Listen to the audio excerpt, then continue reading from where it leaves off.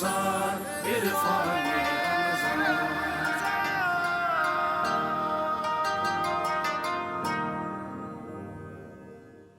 खुश आमदीद। इरफान रमज़ान आपके लिए मुंतज़र रहा। अब अलिफ लाम मीम का आगाज़ हुआ जाता है। उससे कबल बूझो तो जाने भी साथ साथ जुड़ा हुआ है। उलमा की बज़्म है और उसमें सीखने के लिए इरफान और शऊर की बातें हैं।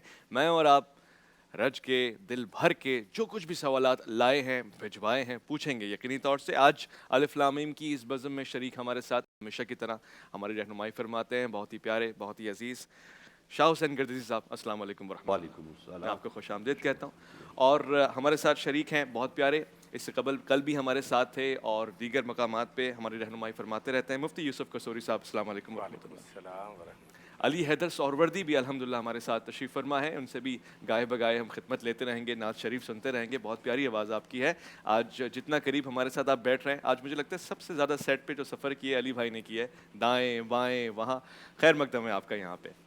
साथ साथ अलिफ लाम मीम में आपको मालूम है बूझो तो जाने का सेगमेंट भी होता है। तो उसके लिए हमारे पास एक शख्सियत होती है और वो शख्सियत हमारे पास है। किस शख्सियत तक हम पहुंचाना चाहते हैं, आज आपको 10 सवालात आप पूछ सकते हैं और उस सवालात के ज़रिए आप वहाँ तक जाएंगे। मैं तारुफ करा दूं जो आज पार्टिसिपेंट हैं, आप दोनों को मेरी तरफ से अस्सलाम वालेकुम वरहमतुल्लाह। अपना नाम बताइए। मेरा नाम हमद अहमद शमसी है। अवैध रज़ा। जी, हमज़ा अहमद शमसी और अवैध रज़ा को मेरी तरफ से खुश आमदीद।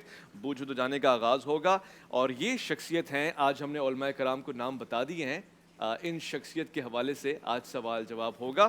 इससे कबल कि आप ठंडी ठंडी सांसें लेने लगें, मैं चाहूँगा कि नेकी का एक सेगमेंट सबके सामने सुना दूँ। आपने तैयारी रखनी है, टाइम कम होगा।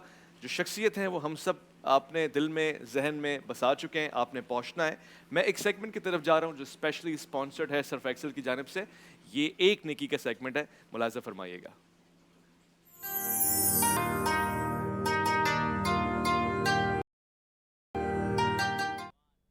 जी, वक़ाल नबी सल्लल्लाहु अलैहि वसल्लम, हुज़ूर पाक सल्लल्लाहु अलैहि वसल्लम ने फरमाया, कुलू वशरबू वल्बसू वतसद्दक़ू, खाओ पियो और पहनो और खैरात करो, और लेकिन इसराफ ना करो, यानी तकब्बुर भी ना करो। ये दो चीज़ें ऐसी हैं जो नहीं करनी है।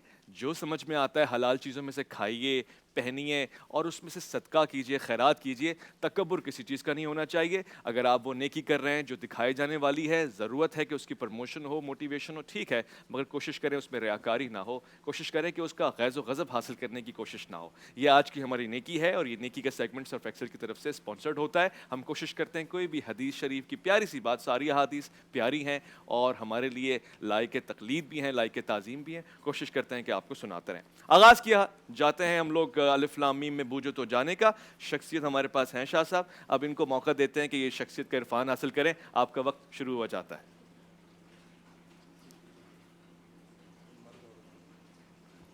क्या वो शख्सियत मर्द हैं या औरत हैं? शाह साहब मर्द हैं क्या औरत? मर्द है। यकीनी तौर से मर्द हैं। पहला सवाल आपने पूछा, आपसे कुछ ही देर बाद मुफ्ती अबू बकर मोहिद्दीन साहब भी हमारे साथ तशरीफ़ फरमा होंगे, बल्कि कहते ही आ गए और बिल्कुल कैमरे के सामने से आए। माशाल्लाह, खुश आमदीद कहते हैं आपको। अस्सलाम वालेकुम वरहमतुल्लाह। जी, पहला सवाल आपने पूछा है।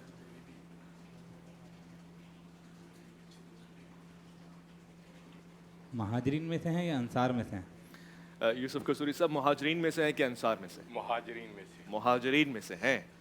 दूसरा सवाल जो आपने पूछा, टेलीविजन स्क्रीन पे बैठे हुए अफराद, आप में से कोई भी अगर गैस कर ले तो कॉल कर सकता है। लाइव कॉल कीजिए, लाइव इनाम पाइए।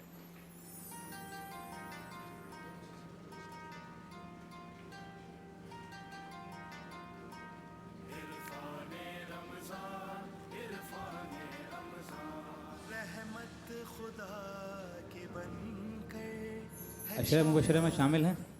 जी, मुफ्ती अबू बकर मोहिद्दीन साहब कह रहे हैं कि जो शख्सियत हमने आज सोच के रखी है वो अशरा मुबशरा में शामिल है। नहीं। जी नहीं, उन 10 असहाब खैर में से नहीं है जिनको अशरा मुबशरा कहते हैं, जिनको जन्नत की बशारत हो गई।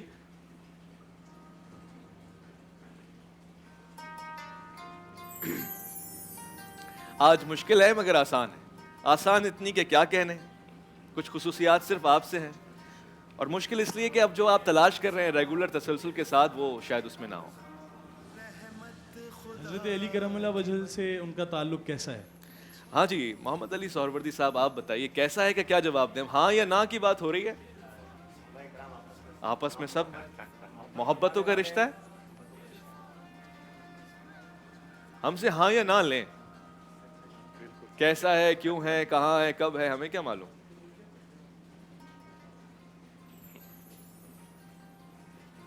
غالباً 4 سوال ہو چکے ہیں.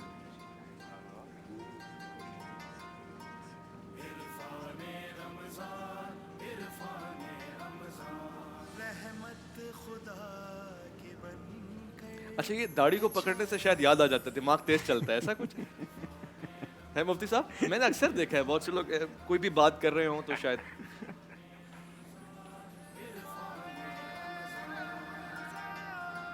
وقت کم ہے، 4 سوال آپ پوچھ چکے ہیں.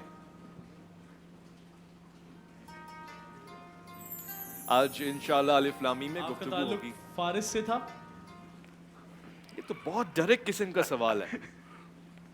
آپ کا تعلق مدینے سے تھا. لیجئے آپ کے سوال کا جواب میں نے یوں دیا ہے آپ کہ پہلے سوال کا جواب دیا کہ مہاجرین میں سے تھے. جی تو مہاجرین میں سے پہلے مکہ سے تعلق ہوا اور اس کے بعد کہیں سے ہجرت کری، تو اس وجہ سوال یہ کرا تو فارس سے تھا تو اس کا جواب ہاں یا نہ میں تو دینا بنتا ہے. ہاں یا نہ مہاجرین میں سے سے اس حساب سے ہیں کہ یہ باہر سے آئے ہیں. جی عرف میں جن کو مہاجرین کہا جاتا ہے ان میں نہیں ہے. مہاجر کا مطلب یہ نہیں ہے کہ صرف مکے سے مدینے آئے.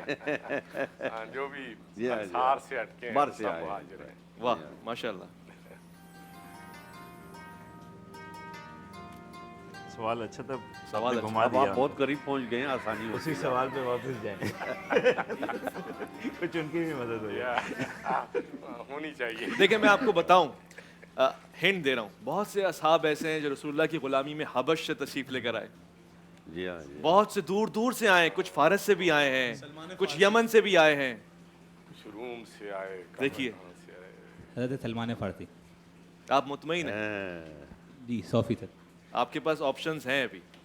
آپ نے ابھی صرف 5 سوال پوچھے ہیں. 5 سوال کا وقت بھی ہے، 5 سوال کا موقع بھی ہے. نہیں یہ کنفرم ہے. پکی بات ہے. دیکھ لیں میں آپ کو موقع دے رہا ہوں. کیا بات ہے، کس بات سے آپ نے پکڑا؟ چلیں اب ہم آپ کو آپ پکڑتے ہی ہیں. کو پکڑے انہوں. دیکھیں پہلی بات یہ کہ آپ نے کہا کہ مدینہ سے تعلق ہے، تو سلمان فارسی رضی اللہ تعالیٰ نے جب ہجرت کی تو مدینہ ہی آئے تھے، مکے نہیں آئے تھے، ڈائریکٹ مدینہ ہجرت کی تھی. اور ان کو یہ جو فارس سے جب وہ چلے تھے تو ان کو یہ بتایا گیا تھا کہ یثرب وہ ہجرت کر کے یثرب جائیں گے تو وہ مدینہ ہی گئے تھے. تو اس طرح سے تھوڑا سا ذہن میں آیا. چلیں جی آپ کا جواب بالکل درست ہے، اور درست کیوں نہ ہو، یہ بڑی عظیم شخصیت ہے. میں آپ کا ابھی تک جواب درست تسلیم نہیں کروں گا جب تک آپ ان کا پورا نام نہیں بتائیں گے جو رسول اللہ نے ان کو دیا ہے. اب آپ کے متعلق امتحان ہے شاہ صاحب. فارسی تو نہیں کہا رسول خدا نے، جو کہا ہے وہ بتائیں.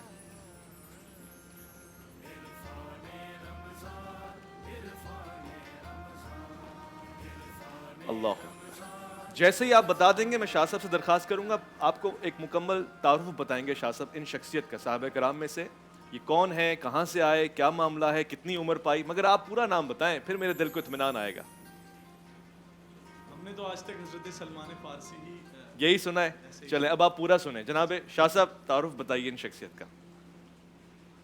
حضرت سلمان فارسی رضی اللہ تعالیٰ عنہ خطہ فارس سے تعلق ہے، اور بعض لوگ شہروں کا تعین بھی کرتے ہیں کہ یہ اصفہان کے علاقے سے تعلق ہے.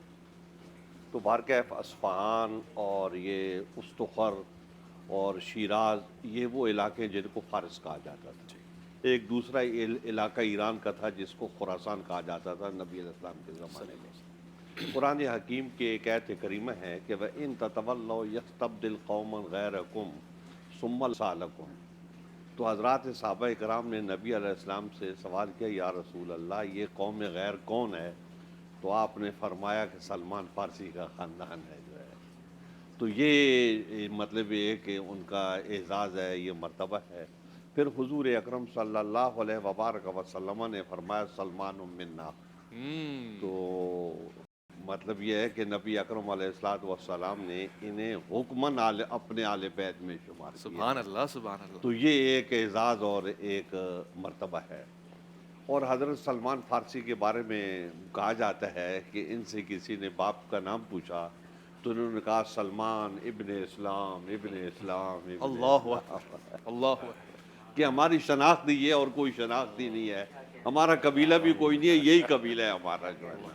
تو حضرت سلمان فارسی رحمۃ اللہ تعالیٰ علیہ مدینہ منورہ میں آ گئے تھے اور آپ نے ان کو مہاجرین میں شمار کیا، لیکن وہ مہاجرین سے بھی پہلے کے آئے ہوئے تھے۔ جی حضور اکرم صلی اللہ علیہ وبارک وسلم تشریف لائے جب تو وہ آپ کی ملاقات کے لیے حاضر ہوئے، تو وہ جس مقصد کے لیے آئے تھے تو وہ مقصد ان کو پہلے نظر نہیں آ رہا تھا۔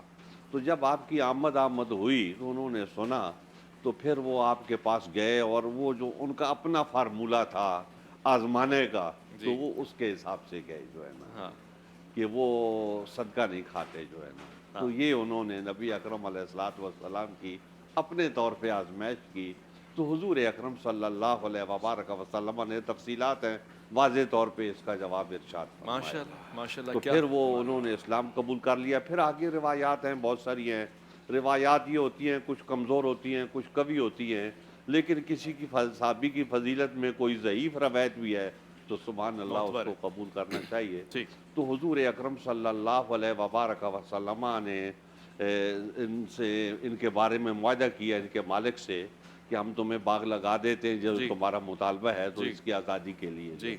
تو حضور اکرم صلی اللہ علیہ وبارک وسلم نے وہ باغ لگایا، اور کھجور کا جو وقت ہوتا ہے، مدت ہوتی ہے پھل دینے کی، تو اس نے قبل از وقت پھل دے دیا۔ اللہ اکبر۔ یہ حضور اکرم صلی اکرامت ہے۔ اللہ علیہ وبارک وسلم کا معجزہ ہے۔ تو یہ حضرت سلمان فارسی جو ہے نا، سبحان یہ اللہ، نبی اکرم علیہ الصلوۃ والسلام کے ساتھ غزوہ خندق میں بھی شریک غزوہ ہوئے۔ خندق کا مشورہ جی دیا؟ ہاں، بعض اوقات جو ہے نا حضرات یہ بھی کہتے ہیں کہ خندق کھودنے کا مشورہ بھی انہوں نے دیا تھا، جی۔ لیکن حضور اکرم صلی اللہ علیہ وبارک وسلم کا اپنا ارادہ مبارک جو ہے غزوہ احد میں بھی خندق کھودنے کا اللہ تھا۔ اکبر۔